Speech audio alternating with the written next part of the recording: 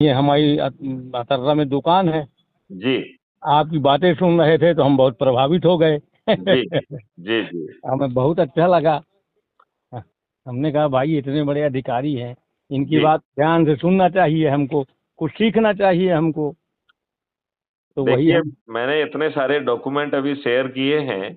हम्म। मैं तो ये कह रहा हूँ, भारत सरकार के ऊपर बिना एक पैसे का बोझ लाए मैं इस देश को बदल सकता हूँ।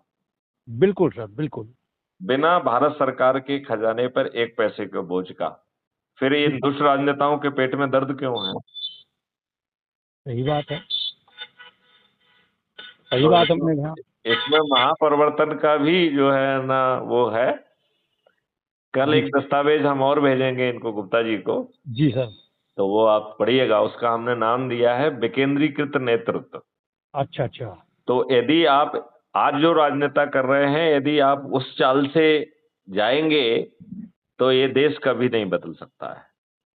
जी तो सर। उसके लिए एक विकेंद्रीकृत नेतृत्व की व्यवस्था का भी मैंने एक डॉक्यूमेंट भेजा है, भेजूंगा, कल भेजूंगा।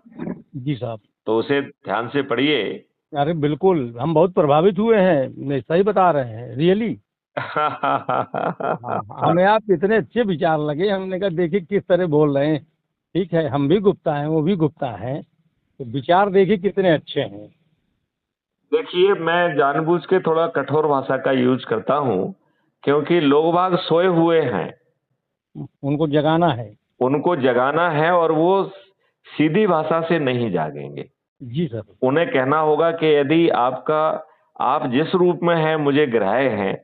जी। यदि आप दुष्ट हैं तो भी ग्राह्य हैं, यदि आप अपराधी हैं तो भी ग्राह्य हैं। लेकिन यदि आप अच्छे भारत का संकल्प नहीं ले सकते हैं तो मेरा मानना है आपको अच्छा भारत बिल्कुल नहीं मिलना चाहिए। जी। ना आपको ना आपके बच्चों को फिर अच्छा भारत बिल्कुल नहीं मिलना चाहिए।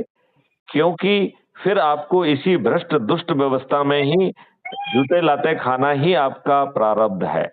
सही बात है। और फिर मैं आपका प्रारब्ध तो नहीं बदल सकता हूं, पर आपका प्रारब्ध तो आपके कर्मों के कारण है ना। जी सर। तो यदि आपका प्रारब्ध है तो झेलिए।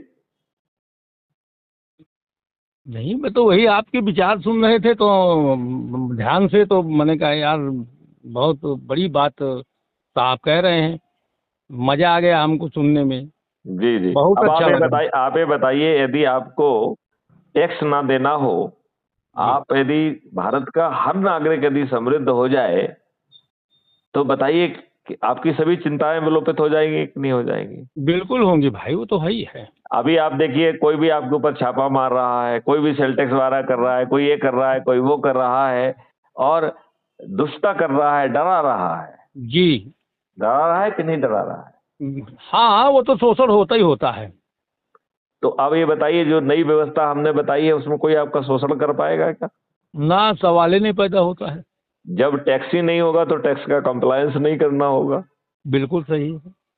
अब आप ये बताइए, यदि हर व्यक्ति को उसके पोटेंशियल का रोजगार मिल जाए और पोटेंशियल को रियलाइज करने वाली शिक्षा, हुनर और टेक्नोलॉजी मिल जाए, उसे जो है भोजन का मौलिक अधिकार मिल जाए, उसे जी। जो है स्वास्थ्य का मौलिक अधिकार मिल जाए, जिसमें हमने आपको विस्तार से समझाया कि कैसी व्यवस्था होगी। जी सर, सुन रहे थे। हाँ, और फिर जो है यदि आपको समृद्धि और खुशहाली का अधिकार भी मिल जाए, और आपको पुलिस व्यवस्था ऐसी मिल जाए कि बटन दबाएं तो घर पे एफआईआर दर्ज हो जाए। हाँ, लेकिन यदि आप झूठी एफआईआर दर्ज करेंगे, झूठी गवाही देंगे, पुलिस यदि झूठे कथन लिपिबद्ध करेगी, यदि पुलिस जो है ना झूठी विवेचना करेगी, यदि वकील जो है झूठी बहस करेगा, तो परजरी के ऑफेंस में जेल में सड़ेगा। बिल्कुल। तो आपने एक चीज महसूस की होगी, मैं कोई सॉफ्ट भाषा नहीं कहता हूं, मैं कठोर भाषा का यूज करता हूं। क्योंकि मेरा ये मानना है कि एक तो होता है सोता हुआ व्यक्ति, जी सर। एक होता है सोने का बहाना करने वाला व्यक्ति। तो अभी लोग बाग सोने का बहाना कर रहे हैं, तो सोने के बहाना करने वाले को तो झकझोरना पड़ेगा ना, जी सर। है ना? तो जी चलिए, हाँ, जब जोड़ना पड़ेगा, जगाना पड़ेगा भाई, अब एकदम बिल्कुल से। यदि जरूरत पड़े तो एक गगरी जो है ना ठंडा पानी भी डालना पड़ेगा। बिल्कुल, उत्थान कारक व्यक्ति जो होता है, देश की नींव होता है वो। जी। और हमारा देश सर्वोपरि है। हाँ, ये आप जो है ना crime free Bharat YouTube channel को सर्च करके सब्सक्राइब करिए। ढेर सारे वीडियोज हैं, उन्हें सुनेंगे तो आपका दिमाग खुल जाएगा कि ये नेता आपके साथ कितनी गद्दारी किए हैं। बिल्कुल सही बात है वो जवाहरलाल नेहरू सबसे दुष्ट व्यक्ति था, उसने इस देश का जितना बुरा किया उससे बुरा कोई व्यक्ति नहीं हो सकता है। जी। मतलब मैं एक बहुत अथॉरिटेटिवली जिम्मेदार पद पर रहने वाला व्यक्ति बड़े जिम्मेदारी से ये बात कह रहा हूँ। हाँ, नहीं वो बिल्कुल सही कह रहे हैं। उससे इस व्यक्ति ने डरे हुए अंग्रेजों से अंग्रेजों की शर्तों पर देश का विभाजन करते हुए सत्ता का स्वीकार कर लिया। और इस व्यक्ति को लज्जा नहीं आई कि उसने ये सुनिश्चित नहीं किया कि पाकिस्तान में जो हिंदू हैं उनके साथ मारकाट ना हो। इसके लिए इसके दिमाग में एक बार भी कोई सवाल नहीं उठा। कितना दुष्ट व्यक्ति रहा होगा ये। जी। लेकिन बाद के नेता भी कोई बहुत अच्छे नहीं है। 55 कानून जो है ना देश के संविधान के विपरीत बने हैं। माननीय नरेंद्र मोदी जी ने तो उन्हें रद्द नहीं किया, रिपील नहीं किया। तो नरेंद्र मोदी जी कौन से अच्छे हो गए? हाँ, नरेंद्र मोदी जी कांग्रेसियों से अच्छे हैं, बहुत। लेकिन दुष्टता में, सज्जनता में तो उनमें भी कोई कमी है। क्योंकि उन्होंने भी तो जो है ना अपराधियों को टिकट दी। आपको मालूम है 2024 की जो नई पार्लियामेंट गठित हुई है उसमें अपराधियों की संख्या बढ़ के 46% हो गई है। 543 जो है सांसदों में 251 आपराधिक रिकॉर्ड के व्यक्ति हैं, और उनमें से 170 जो कि 31% होता है वो हत्या, लूट, डकैती, किडनैपिंग, बलात्कार, इसके जो है ना अपराधी हैं। और इनमें से 27 एमपी तो ऐसे हैं जिनको कोर्ट से सजा मिल चुकी है। अच्छा। वो जो है अपील की ऑक्सीजन पे जो है ना नरेंद्र मोदी जी की मेहरबानी से पार्लियामेंट में बैठे हुए हैं और आपके कानून के निर्माता कहलाते हैं। ऐसे हैं ये दुष्ट राजनेता। अब इन राजनेताओं को दुष्ट कहने का समय आ गया है। यदि आप राजनेताओं को दुष्ट नहीं कहते हैं तो आप अपने बच्चों के प्रति ईमानदार नहीं हैं। अरे आप जैसे लोग हैं सर, देश में तो परिवर्तन होना ही होना है। चलिए चलिए, आपके मुंह में घी शक्कर। यदि ऐसा बिल्कुल होता है तो मेरा जीना सार्थक कहलाएगा। बिल्कुल बिल्कुल। आप जैसे लोग बताइए, इतने एजुकेटेड, और आप डीजीपी हैं, करीब 4 लोग हैं आपकी आपको बात मालूम है मैंने 13 डिग्रियां की हुई हैं। मैं बीटेक मैकेनिकल इंजीनियरिंग में हूँ, एमटेक जो है इंडस्ट्रियल इंजीनियरिंग में हूँ। वाह। मैं एमबीए 3 एमबीए किए हुए हूँ। MBA marketing, MBA finance, MBA human resource management. अरे रे रे रे रे रे। लॉ का एलएलबी किया हुआ है। बहुत। अरे masters in disaster management, masters in human rights. Oh. ऐसी 13 डिग्रियां करके रखी हुई हैं। अरे सर, आप क्या कहें, अब हमारे मुंह में तो शब्द ही नहीं है कुछ। कुछ देखो, शब्द नहीं रह गए। आपने दिल को बुलंद कर दिया। देखिए आप जो है आप शब्दों को छोड़िए, अच्छे भारत का संकल्प लीजिए, चंद दिनों में चमत्कार हो जाएगा। सर, आपकी यहाँ पे 4 लोग बातें सुन रहे हैं। जी जी। माइक खुला हुआ है। बहुत सुंदर, बहुत सुंदर। ये बस इसी को अब अपने लोगों को इकट्ठा करिए चाय पे और यही सब वीडियो सुनाइए उनको और अच्छे भारत का संकल्प दिला दीजिए। ओके अरे सर, आपकी बात ने तो हम सब लोगों को झकझोर दिया। जी जी जी। झकझोर दिया, अंदर से झकझोर दिया। कल हम कुछ वीडियो अपलोड करेंगे, उनको सुनना आप, जिसमें मैंने कहा है कि नरेंद्र मोदी जी ने कुछ नहीं किया है। जो उनका जो आर्टिकल 370 और 35A की धज्जियां उड़ाई हैं मैंने। क्यों? क्योंकि नियत खराब है ना। देखिए आर्टिकल 35A जो है कभी पार्लियामेंट में नहीं गया है। बिना पार्लियामेंट के अनुमोदन के कोई भी चीज संविधान में नहीं घुस सकती है। तो हमारे दुष्ट नेहरू जी ने डॉक्टर राजेंद्र प्रसाद के ऊपर अनधिकृत दबाव बनाकर एक नोटिफिकेशन जारी करा दिया। क्या इस देश के राष्ट्रपति ने को हमारे संविधान ने ये शक्ति दी है कि वो कोई आर्टिकल पैदा कर दे बिना पार्लियामेंट के?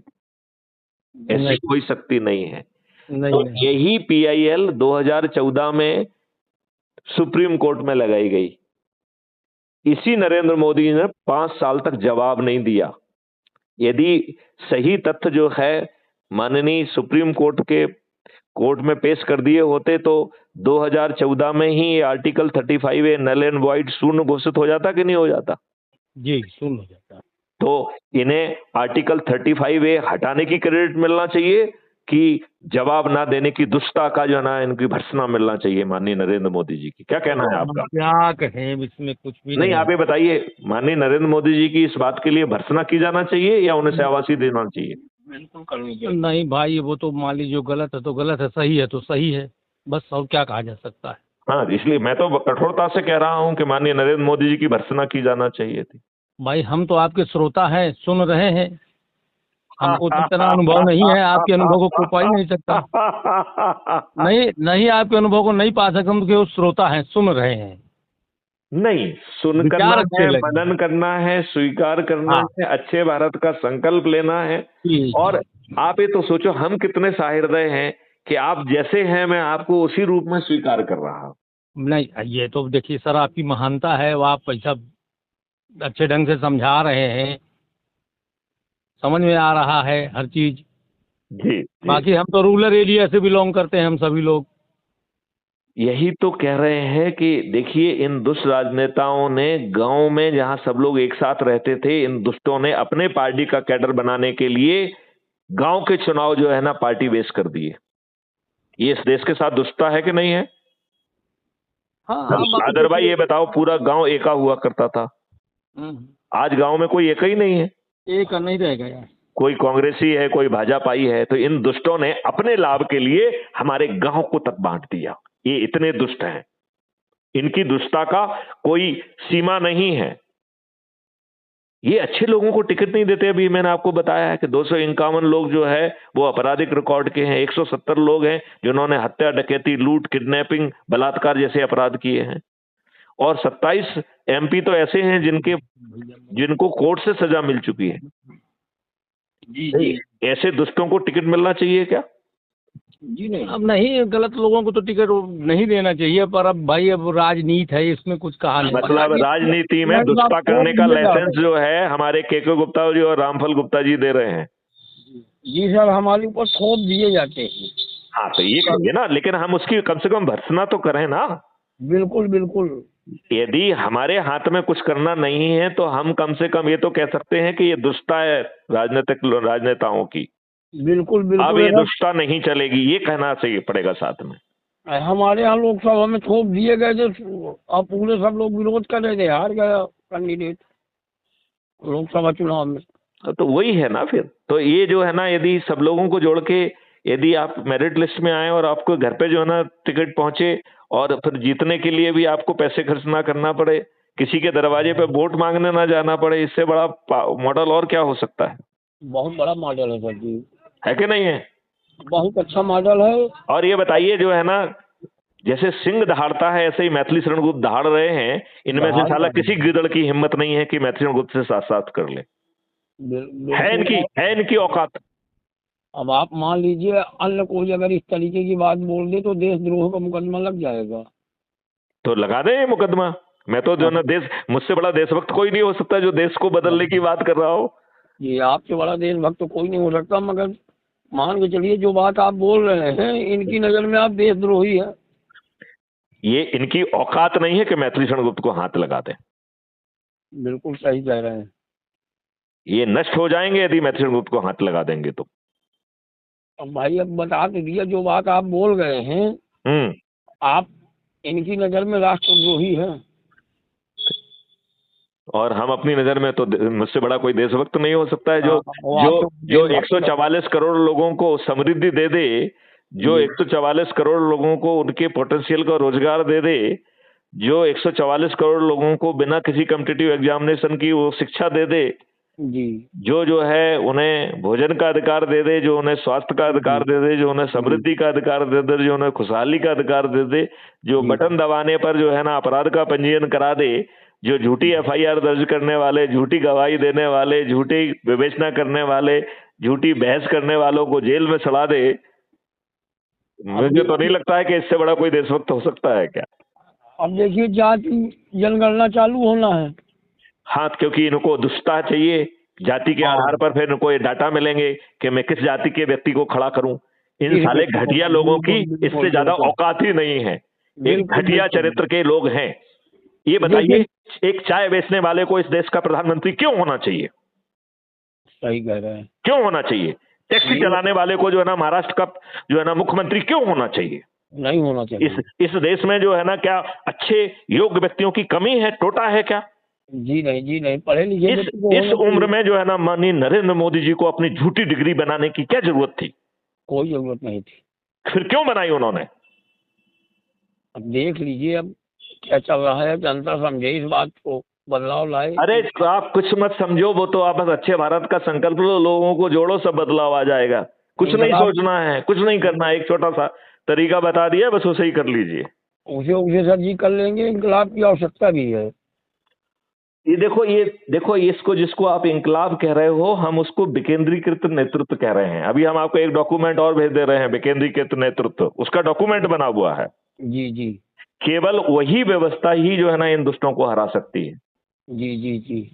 और किसी मॉडल से आप इन दुष्टों को हरा ही नहीं सकते हैं। ये भस्मासुर बन चुके हैं, बन चुके हैं, इसमें कोई संदेह नहीं है।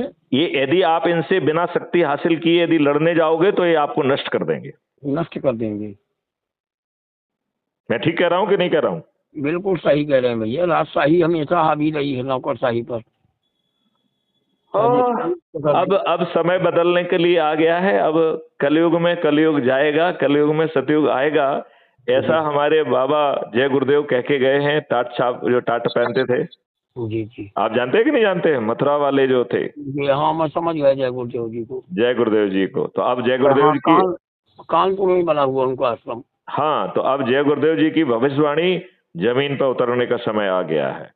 मैं आपको मालूम है, मैं कभी जय गुरुदेव बाबा को नहीं मिला हूँ। मैंने कभी नौकरी के रहते कभी ध्यान ही नहीं दिया कि इस नाम का कोई व्यक्ति भी हमारे क्षेत्र में ही घूमा होगा जी। और वो जिन्होंने जितनी बातें उन्होंने कही हैं हमारे मॉडल में, वो सब बातें विद्यमान हैं। जी, आज आपकी मन को बात को 4 लोग यहाँ सुन रहे हैं मुझे लेकर के। चलिए, बहुत अच्छी बात है। अब इस वार्तालाप को यहीं विराम देते हैं। जय हिंद, जय भारत, वंदे मातरम, जय गुरुदेव। जय गुरुदेव।